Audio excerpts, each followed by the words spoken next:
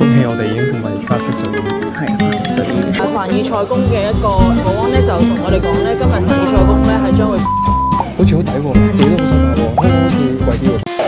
大家好，我係阿茶，咁我哋今日就會去呢個凡爾賽宮 KK 入邊咧，係得揀半日遊同埋一日遊，但係因為今日係有全國大罷工，我哋本身8點15分出發，但係就會遲咗半個鐘出發，就8點45分咯。咁所以我哋而家就早咗到嘅關係咧，就喺附近嘅一間餐廳度食早餐先咯。咁嗌咗個 brunch 同埋2個 croissant，咁我哋就等佢嚟啦。今日嘅旅伴又係有 Gabby。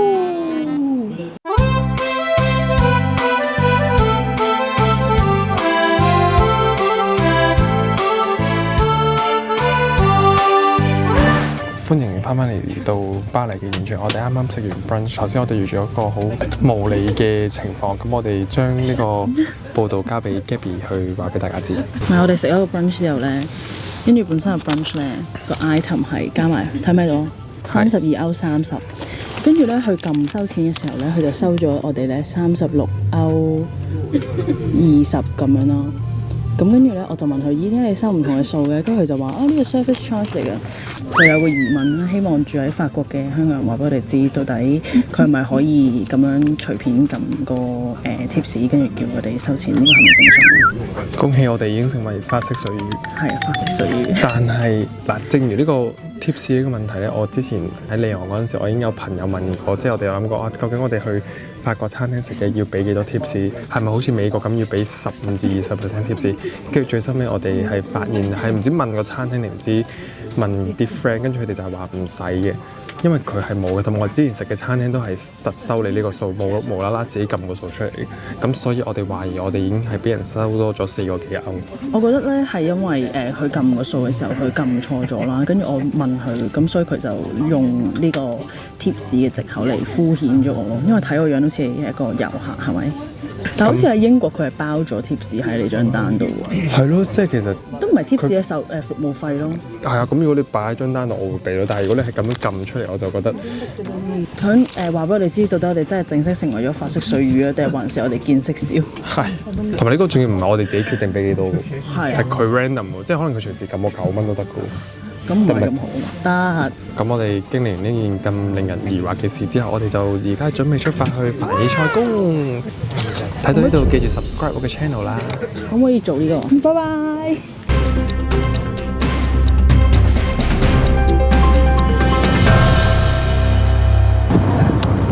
我哋已經嚟到凡爾賽宮嘅現場，但係今日適逢法國大罷工日，究竟我哋入唔入到去凡爾賽宮呢？我哋交俾現場嘅劉子能報導。咁我而家咧就身處喺法國巴黎近郊嘅凡爾賽宮啦，因為今日適逢咧係法國嘅全民大罷工日，所以咧唔同嘅旅遊景點咧都係開門時間係有所延遲㗎。咁而家睇我身後嘅凡爾賽宮啦，其實已經聚集咗數以百計嘅旅客等住開門時間入去啦。咁但係我哋暫時都未知道咧凡爾賽宮幾時係會開門嘅。咁喺法國嘅唔同城市咧，其實都有唔同程度嘅罷工示威啦。我哋會繼續密切留意法國嘅最新情況。先將時間交翻俾新聞部啊！咁我哋就希望凡爾賽宮早日開門，咁我哋就可以早日入到去欣賞到咁美麗嘅宮殿，然之後就早啲翻去巴黎進行我哋嘅購物。卡住我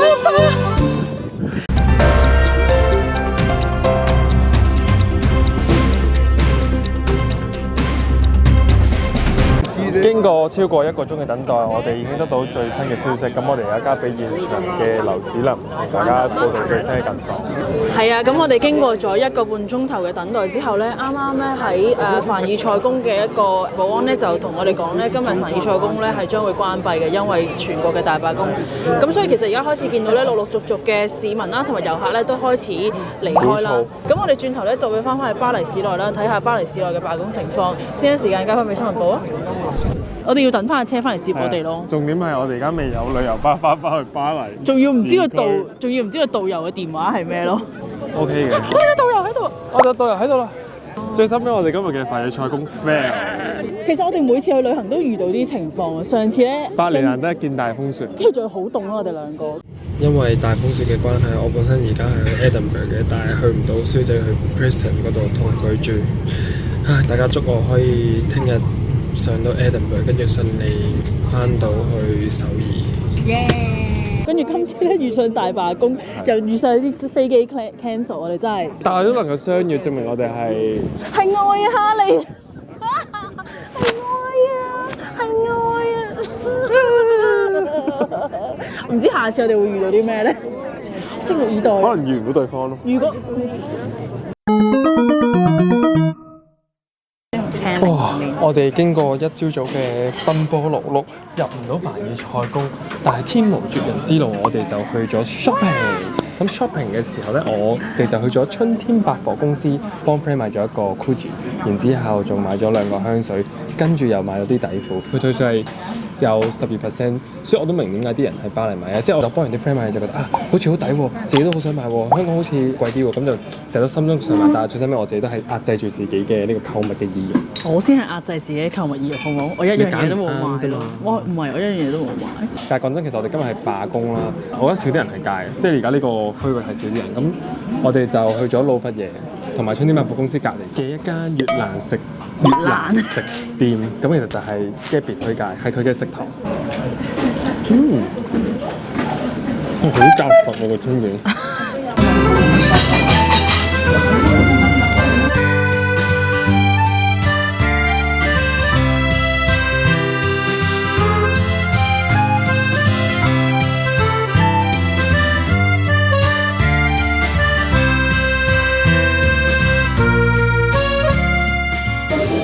咁我哋其實嚟到馬克呢區咧，因為呢度係多小店啊，同埋賣衫嘢食嘅餐廳，咁所以我哋就特登行過嚟呢邊，諗住行下街啦。跟住我哋去緊 Sephora 嘅沿途咧，見到一個類似成棟都係藝術家創作嘅一棟大廈啦。咁佢就係佢發現嘅，跟住我哋就行咗入嚟。跟住咧佢係有幾層，咁每一層咧都係有唔同嘅藝術家創作緊啦。咁有佢哋嘅作品啊，咁 show 出嚟。跟住一路行每一層，佢每個樓梯。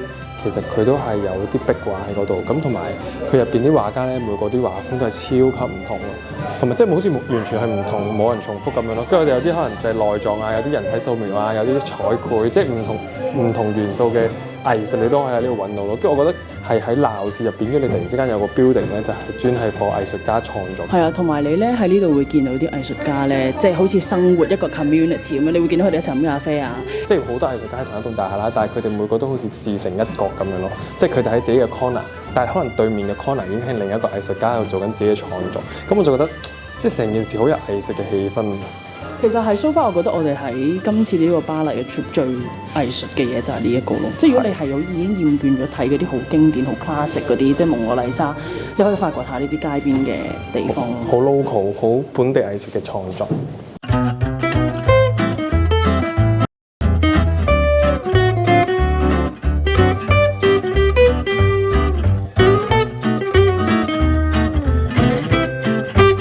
其實我哋係喺馬克區啦，但係其實佢個法文係 Limery， 其實我唔識讀。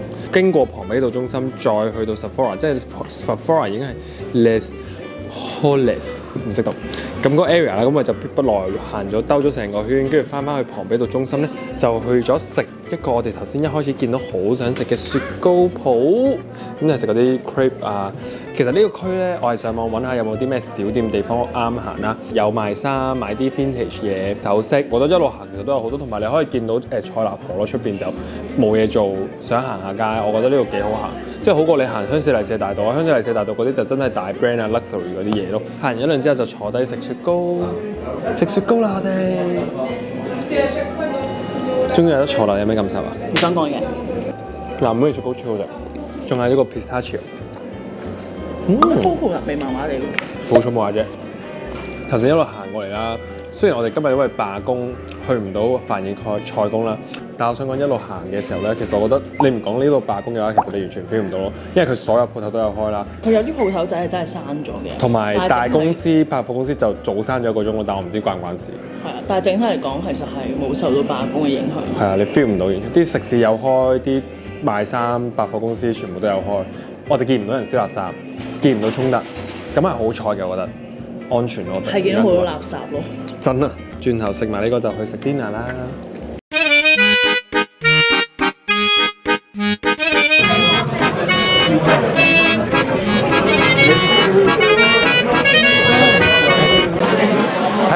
記得 subscribe 個 channel 啦。食完飯之後，今日最尾嘅行程咧就係行咗嚟聖母院呢邊。其實我係想睇下佢之前，因為佢話19年大火咧，我想睇下佢而家個情況係點樣。因為我其實上網睇咧，佢話佢係個頂燒咗啦，因為個頂以前咧係12世紀嗰陣時興建嘅木頂嚟嘅，上面好多木柱嘅。咁嗰時一着火嘅時候咧，就火燒連環船咁樣燒晒成個頂。咁其實佢前面咧係冇波及到，咁所以你而家見到咧，佢正面都仲係見到聖母院個樣，但係其實你見到佢後邊咧，佢後邊已經係全部都係啲圍欄同埋啲鐵棚咧。圍住咗佢起咯。以前聖母院咧可以行到去佢正門可以影到相，但係佢而家咧全部圍晒，咁就唔俾你入咯。但係唔知佢修復要修復幾耐。但係佢好嘅就好在佢有話佢嗰陣時一啲重要嘅文物喺佢哋大火之前已經搬咗出嚟，同埋佢燒咧佢話入邊係最靚係嗰啲玻璃窗嗰啲裝飾，其實嗰啲就話好彩未有嚴重損毀咯，不幸中之大幸。